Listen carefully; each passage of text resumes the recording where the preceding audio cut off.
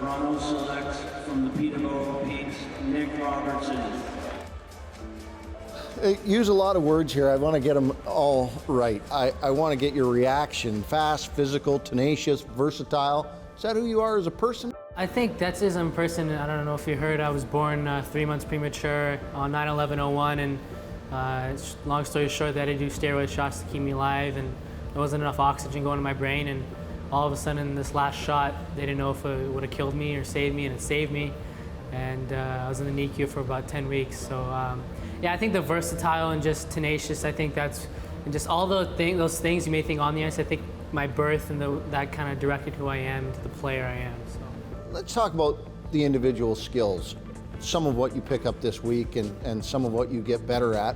Has skating for you become one of those things that has to be a showcase ability now in the game? Yeah, I mean, skating's key. I think it's a big part of the game now than it was, 20 years ago. And for a smaller guy like me, I think skating kind of has to separate myself from other people. Not just, long strides, but just being shifty and using my, weight shift as an advantage, my low center of gravity, because I'm not a bigger guy. Get lower, just use an advantage. So, I'm working on it every day. I know the stuff I have to work on, so. Is the joy of the game the thing that compels you the most? Yeah, I think, obviously I want to play in the NHL. That was what motivates me, but just every time I'm on the ice, I have a smile on my face. Just you're around guys, like I was smiling out there with guys I just met and just joking around. So, I think just what makes me keep doing it is, first of all, just in me. I love doing it. My brothers play it and just going off with them, but just being around the teammates, just enjoying what you're doing with them just kind of makes the ride, easy for you.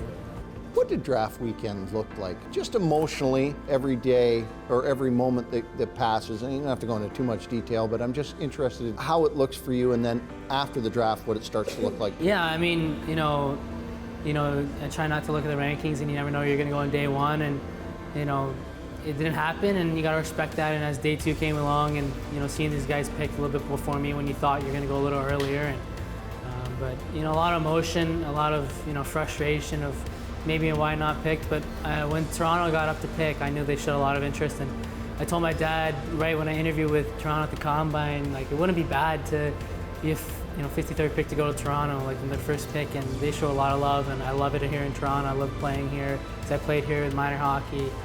From what Sem's told me about the organization, it's all skill, and that's what I want. So once Toronto had up, and they said from Peterborough, I kind of feeling it was me, and from there it was all excitement, and I'm still excited. I still can't believe I'm wearing the Toronto Maple Leaf logo on my shirt right now, and all the media attention. I would have never pegged it, a week ago, that all this attention, but I'm just very blessed and honored to be here, and I feel so excited. What does it mean for you as a player to be working with some of these coaches here? It's incredible. I mean, this is my first real skate, and I skated with Barb Underhill, with Belfry here. Like, in the past 20 minutes or an hour, I learned more than I did, from a year. They have so many ideas, and you need that kind of time to slow things down, to get new patterns and get new moves in. And talking to Belfry of how to position my hips and stuff, just things I would never think of. And you need people like that who study the game and have passion for it, like Barb Underhill with her skating, and I kind of like people like that who are hard on me, because I want the best going forward, to hopefully play in the NHL. How important has it been, family-wise, to see that the path has been created as well?